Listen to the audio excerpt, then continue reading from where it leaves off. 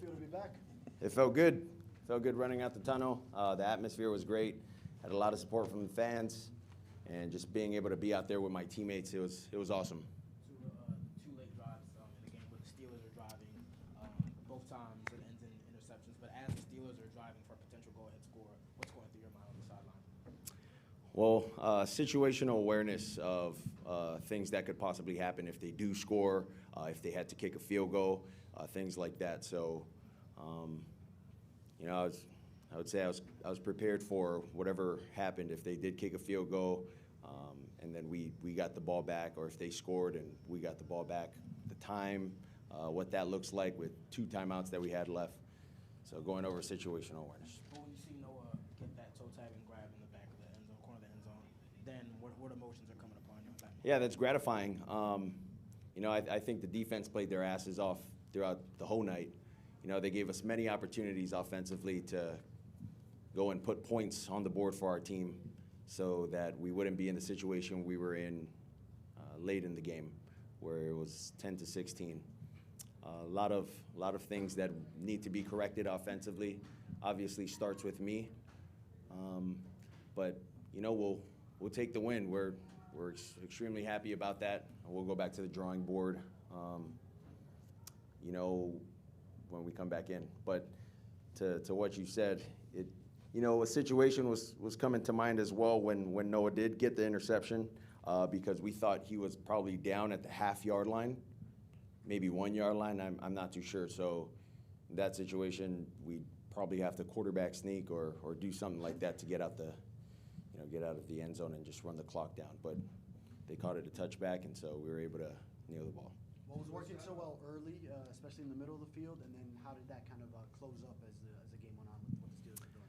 Yeah, I think they made really good adjustments defensively, but there were just little misses here and there that we had offensively, and a lot of the misses could have turned into really big plays.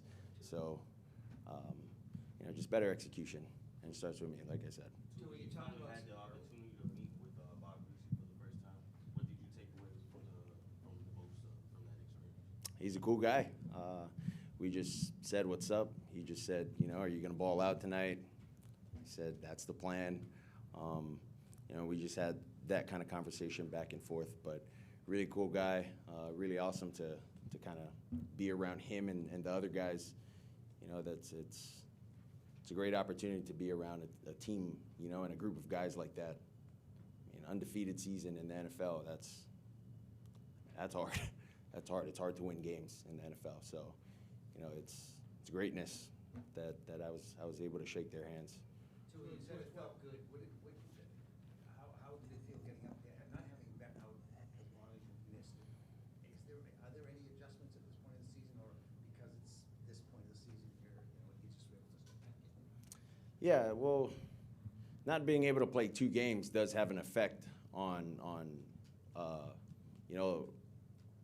my performance in a way that I haven't seen full speed reps, in practice where guys are coming to hit me, tackle me, so kind of getting used to that and, really just being able to help our O-line out, trying to get the ball out faster, trying to make quicker decisions for our guys, just so the defensive line doesn't, get comfortable with their rush patterns and kind of finding the spot of where I'm dropping at. So, yeah, there are some things that, you do kind of have to just see until when you play the game, you don't get some of the looks in practice. And you said that some plays could have turned into big plays for them. Did you feel fortunate that there was some potential interceptions dropped? And is that what you're talking about? You need some of that too to win a game? Well, I wasn't talking about their defense. I was talking about our offense. Miscues with ball placement, communication, with, a route that, this receiver thought was this look and I thought was that look. Just miscommunications on our part with that, and we just couldn't find our rhythm again. So that's something we'll have to work on. You had 2 times that you lowered your shoulder and week that was maybe something you might want to avoid in the moment? Is it just too hard not to? Well, situation, I mean, I can see the first down, and I mean, to me, there were close calls where it's like, okay, maybe if I do just, put my shoulder down, hopefully I could get forward progress with this. But that was all it was. Wasn't trying to be Superman or superhero out there. I was just looking at the situation. The second one was a third down. Try to run and lower my shoulder, hoping to get through the guy to get the first down. So that's all it was. Couple final here. Did he cut the float off or actually foul on the field? Nope. Final question? Okay, thanks, guys. Thanks, guys.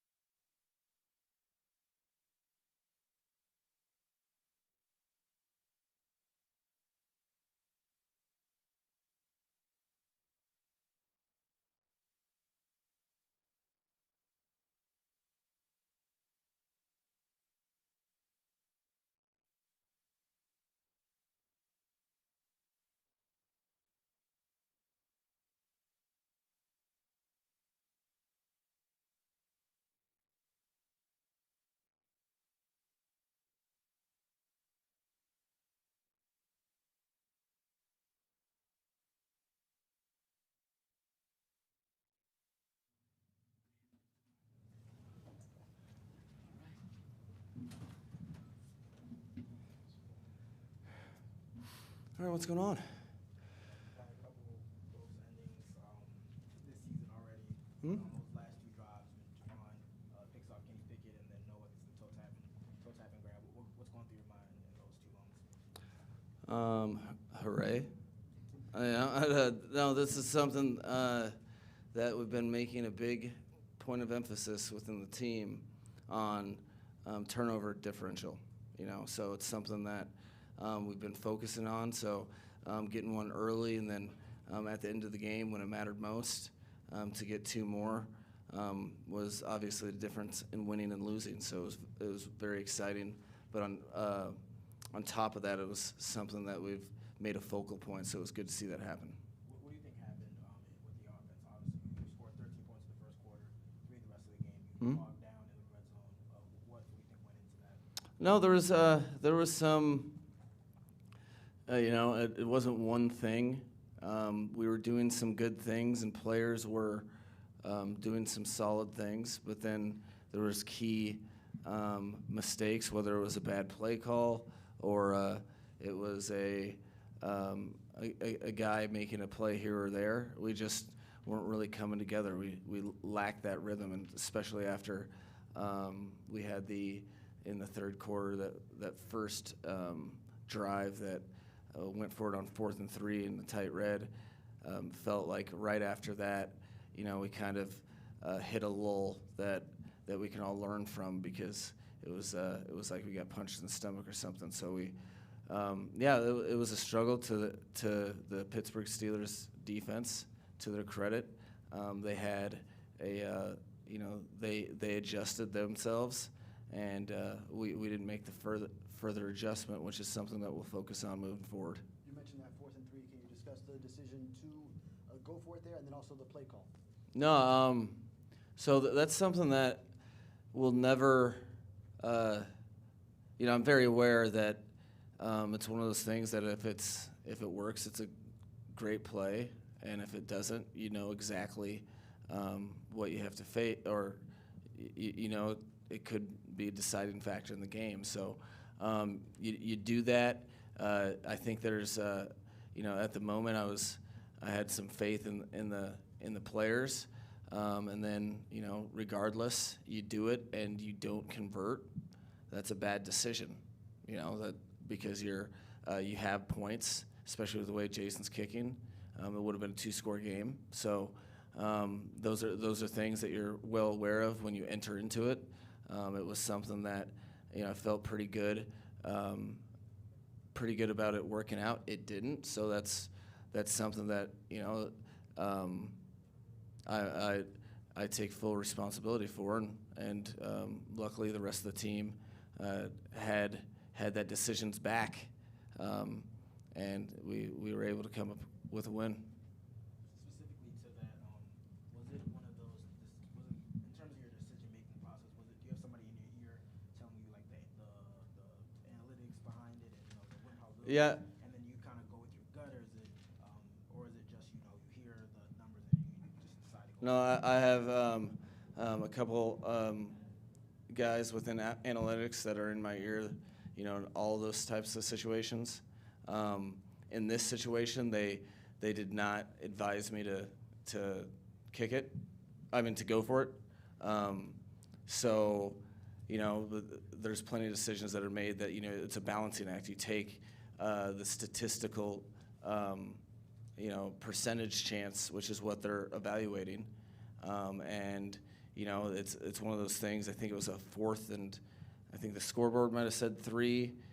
I think it was like a long 2.5, but it's one of those that if it's 4th and 2, they're a lot more supportive. 4th and 3, they get the percentages go way down. But that was something that I do pretty much every game, where you're balancing that with the momentum of the game and where we're at. And I felt really confident that we'd be able to convert. Obviously, we didn't. I would have never even entered into that chance-taking process if I wasn't super confident in the way the defense was playing.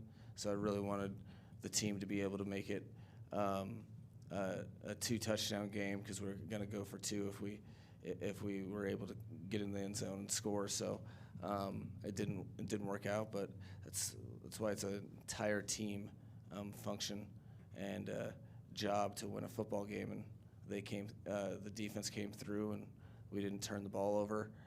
So we ended up on the winning side.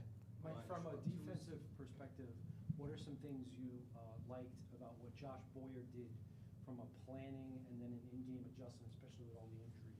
No, it was a tremendous plan that, we felt pretty good about our matchups with regard to our front and how we could really disrupt them and get them out of the pocket. We didn't really get the sacks that we were hoping for, but you have to be very disciplined with that young quarterback because he is quick and he can make you pay if your rush lanes you don't have integrity. So I really liked that. I really liked how he was, the plan all week was going to play to our strength and then utilize fundamentals and make them earn everything and be physical. And we've been working on a lot of open field tackling and things like that and getting turnovers. And I thought collectively the entire defensive staff and the defensive players put forth a very winning effort. So it was encouraging. Can you talk about Tua's effort, particularly after Oh. the quick start, particularly after missing basically 3 games and 2 full weeks of practice? What's up? Tua's performance, especially the quick start after missing basically 3 games and 2 full weeks. No, it's not an easy thing to do, because we were on a Thursday night game in Cincinnati when he last played. Those games you don't have full speed practices. So his last full speed practice was before the Buffalo game, which is our 3rd game of the season. So it's to his credit. He was, if he wasn't so prepared and hadn't put himself in the position of playing quarterback when he was out, he wouldn't have been able to have any sort of success like that. That's all because it wasn't like, it was a legitimate couple weeks where you're not playing football. So I think he did a tremendous job. I know he's a competitor and a perfectionist, and there was some stuff particularly in the second half that was getting him frustrated to a degree. But did everything it took to win the game, and that's all that matters. Were you okay with him twice lowering his shoulder in those situations? It's hard. Was I advising him to do that? I think no. I think he immediately the next series after the first time he did it, he was like, "Coach, I'm sorry. I needed that. I just needed." So I was like, "All right." But it is football, and he's going to protect himself, and he's got that component to his game where he's a competitor and he's trying to get a first down for his team. So I'm never going to totally encourage that at all. I'm probably going to advise him to slide every time, but when push comes to shove and a guy has the ball in his hands, it's gonna be tough to get him to completely turn it down. Although I will try. What did that Going back to the no interception, how proud of you for him for that moment, and what do you think that would do for his confidence? No, it's a big deal. It just goes to show, and it's a great example for the entire team. This is a guy that, because of certain matchups that we had going on at the beginning of the year, he didn't start the year dressing. And you can go one or two ways with that. So you can either let it define you and rattle you, or you can not even blink and worry about the opportunities you do get. I think that's one of my favorite examples of this season because, he does his best to ignore the noise, but nobody's oblivious, and he really, really wants to do big things in this league, and he's only 22 or 23 years old. He's super young, but I think the whole team really, just in the locker room, was really excited for him because they know how hard he's worked and to get on the field to contribute and then do it at the end of the game. That's a big moment. That's will always be one of the bigger ones in your NFL career because it's his first game ender. Final You guys have realized that scoring's down across the league. You guys are moving the ball a lot. Your yardage is a lot, and it doesn't seem to be reflective in the points. Do you feel that way, or? Absolutely. No, we should be scoring more points than we are. I think everybody on the team would agree with that, and so you have to. There's no just like some sprinkle fairy dust to fix that, or it's just not absolute. You have to identify and address what has been the hiccup when you get in those situations. I think we've had both misfortunes during the year. There's been times that we haven't gotten in the red zone enough because we are scoring when we're there. In this case, we were moving the ball, but we had some hiccups and weren't able to get touchdowns. And so the whole deal is to continually progress with your game and make sure that is not the norm, because you don't. It is frustrating for the whole team, and we're not going to be able to just have to outscore 10 points every time to win games. So we got to find a way to get better at that, which we'll be focused on moving forward. Thanks, guys. Awesome. Thank you, guys.